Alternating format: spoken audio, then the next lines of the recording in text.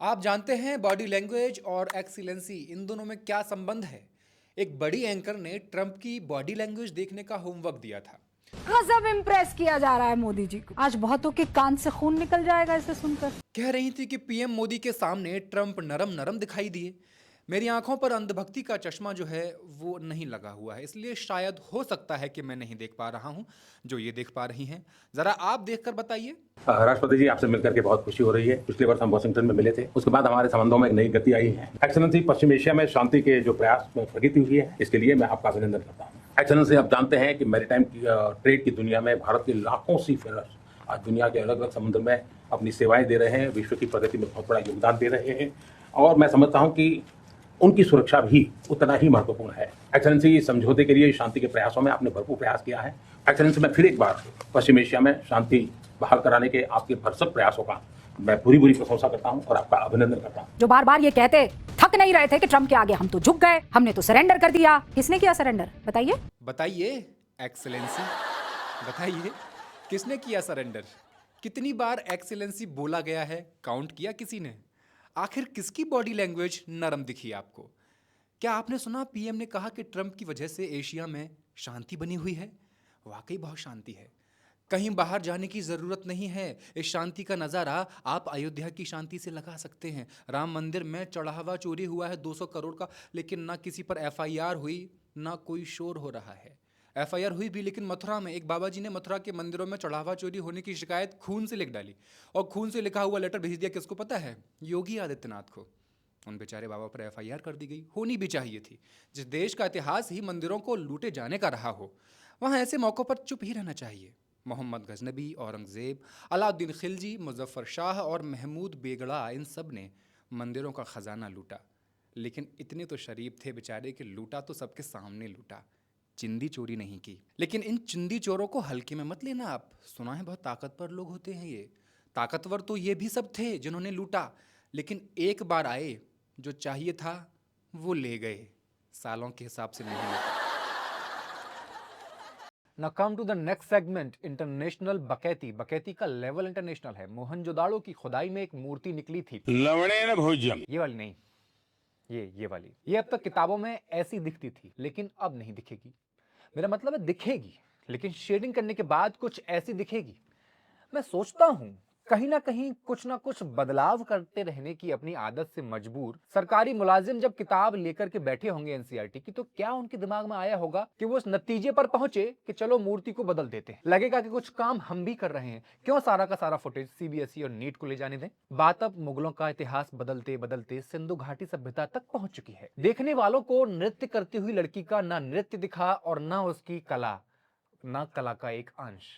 दिमाग में भरी उनकी कुंठा वही देख सकी जिसे देखने के लिए वो अति आतुर रहते होंगे। सिंधु घाटी सभ्यता के शहरों का आर्किटेक्चर आज तक दिल्ली जैसे शहरों में भी देखने को नहीं मिलता है। उन लोगों ने 2500 साल पहले नाले कवर कर रखे थे, स्ट्रीट लाइट लगा दी थी। हमारे यहाँ आए दिन नालों में गिरकर लोग मर जाते हैं। सब कुछ अच्छा किया है सिंधु सभ्यता के लोगों ने, बस मूर्ति को कपड़े पहनाना भूल गए थे। आज के लोगों से सीखते, पहले मूर्तियों को सोने के मुकुट पहनाते हैं, फिर चुरा भी लेते हैं। आज के हमारे प्रोग्रेसिव सोच के लोग मूर्तियों पर आए चढ़ावे से बड़े बड़े बंगले बना लेते हैं, बड़ी बड़ी कारें भी खरीद लेते हैं। ये कला जो है सिंधु सभ्यता वालों के पास नहीं रही होगी, वरना ये मूर्ति भी कपड़ों के साथ पाई जाती है आपको। भला हो अवतार पुरुष का, जो उन्होंने इस युग में आकर के डांसिंग गर्ल को कपड़े पहना दिए हैं।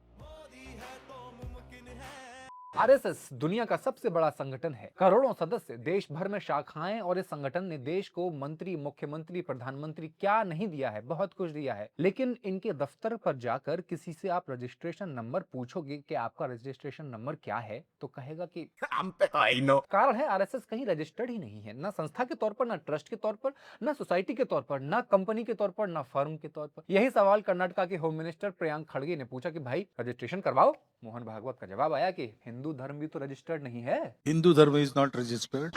मतलब अब ये तो वो बात नहीं होगी कि रामलाल साइकिल से जा रहे थे, श्यामलाल बोले कि रामलाल आपकी साइकिल की चेन उतरी हुई है, तो रामलाल बोले अच्छा, पिछले साल तुम्हारी बीवी भी तो किसी और के साथ भाग गई थी। मतलब अलॉजिक मत निकालिए, ना इसमें है ना मोहन भागवत के बयान में है। इसीलिए मैं कहता हूं आदमी को 75 के बाद रिटायर्ड हो जाना चाहिए। अब जो चीज कागजों में नहीं है उसकी जानकारी आपको नहीं मिल सकती। ऑडिट मांगोगे तो किसका मांगोगे? जवाबदेही तय करोगे तो किसकी? रजिस्ट्रेशन हो गया तो मेंबर लिस्ट जारी करनी पड़ेगी, और मेंबर लिस्ट जारी की गई तो किसी अपराध में मेंबर की संलिप्तता पाए जाने पर ये कैसे कह पाओगे कि कौन नाथू? हम किसी नाथू आथू को नहीं जानते। इसलिए अनरजिस्टर्ड रहने में ही बहुत भलाई है। करोड़ों की संपत्ति पर टैक्स बच रहा है। वो पैसा युवाओं को उनके असली मकसद को याद दिलाने में काम आ रहा है। जो युवा पढ़ाई लिखाई के गलत रास्ते पर चलते हैं, उन्हें सही रास्ता दिखाने में वो पैसा लग रहा है भाई। और क्या चाहिए किसी को? इनकम टैक्स डिपार्टमेंट और अदालतें तो बॉडी ऑफ इंडिविजुअल्स मान ही चुकी हैं आरएसएस को, यानी कुछ लोगों का एक अनऑफिशियल ग्रुप मान चुकी हैं। लेकिन एक पेच फिर भी है। पेच ये है कि बॉडी ऑफ इंडिविजुअल्स की एक कंडीशन होती है। उस ग्रुप के पास कोई रजिस्टर्ड ट्रस्ट, सोसाइटी, कंपनी या फर्म नहीं होनी चाहिए। लेकिन यहाँ तो जुड़े संगठनों की आप गिनती नहीं कर पाओगे, इतने सारे हैं, 2500 से ज्यादा। विद्या भारती, सेवा भारती, ये भारती, वो भारती, न जाने कितने भारती, कितने रजिस्टर्ड ट्रस्ट और सोसाइटीज जुड़ी हुई हैं। लेकिन वही सहूलियत, ये हमारी संस्थाएं नहीं हैं, और ना हम किसी नाथू वाथू को जानते हैं। चलते हैं अगले सेगमेंट पर। नाम है गोदी मीडिया मूवमेंट। पीएम मोदी और ट्रंप की द्विपक्षीय एक तरफा बातचीत पर एंकर साहब कह रहे हैं कि पाकिस्तान थरथरा गया है, हिल गया है। भारत की तारीफ जिस तरह से की है उन्होंने, उसमें पाकिस्तान के लिए अलग बड़ा झटका है। एंकर चीख रहे हैं कि मोदी मोदी मोदी ने सब कुछ साफ साफ कह दिया। और डिप्लोमेसी में ऐसी ही बातें तो की जाती हैं। सुनिए। समझ गया। हम बताएं डिप्लोमेसी में कैसी बातें की जाती हैं? बताएं। सुनो, 2013 की बात है। भारतीय राजनयिक थी देवयानी खोबरागड़े। उनको न्यूयॉर्क में वीजा धोखाधड़ी के मामले में और घरेलू कर्मचारी के वेतन संबंधी आरोपों में गिरफ्तार कर लिया था।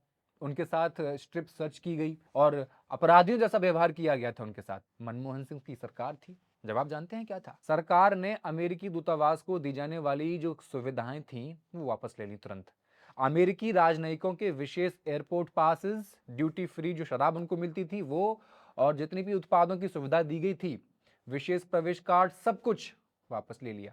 साथ ही अमेरिकी दूतावास के स्कूल की आयकर जांच भी शुरू कर दी। भारत सरकार ने नई दिल्ली में स्थित अमेरिकी दूतावास के सामने लगा जो सुरक्षा बैरिकेड होता है, जो घेरा होता है सुरक्षा का, वो हटा लिया था। उसके बाद अमेरिका को भारत से अपील करनी पड़ी कि वो वियना संधि के सिद्धांतों को कायम करके रखें भैया। अमेरिकी विदेश मंत्री जॉन कैरी ने इस घटना पर अफसोस जताया था। इस बार क्या ऐसा कुछ हुआ? खैर, बढ़ते हैं अगले सेगमेंट जो फैक्ट चेक को रिप्लेस कर रहा है। दोस्तों, आपकी मांग पर नया सेगमेंट शुरू किया जा रहा है, फन की बात। इसलिए कहता हूं, कमेंट करते रहा कीजिए। ये शो आपका है, जैसे आप चाहेंगे वैसे चलेगा। अब लोग मन की बात करते हैं, हम फन की बात करेंगे। 8 अक्टूबर 2025 को नवी मुंबई इंटरनेशनल एयरपोर्ट का उद्घाटन किया था पीएम मोदी ने। इसकी विशेषता देखिए, यहाँ अद्भुत फाउंटेन लगाए गए हैं जो जमीन की तरफ पानी थूक रहे हैं। सूत्रों से पता चला है कि एयरपोर्ट पर लगेज धोने की व्यवस्था को चौकस किया जा रहा है। आप जल्दबाजी में कपड़े धोना भूल गए हो या नहाना भूल गए हो तो आपको यहाँ ये सुविधा मुफ्त में मिल रही है।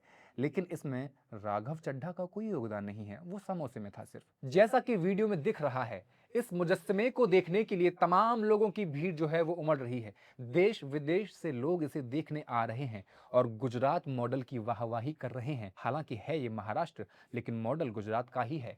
कुछ एंटी नेशनल लोग इसे बोल रहे हैं कि छत लीक हो रही है।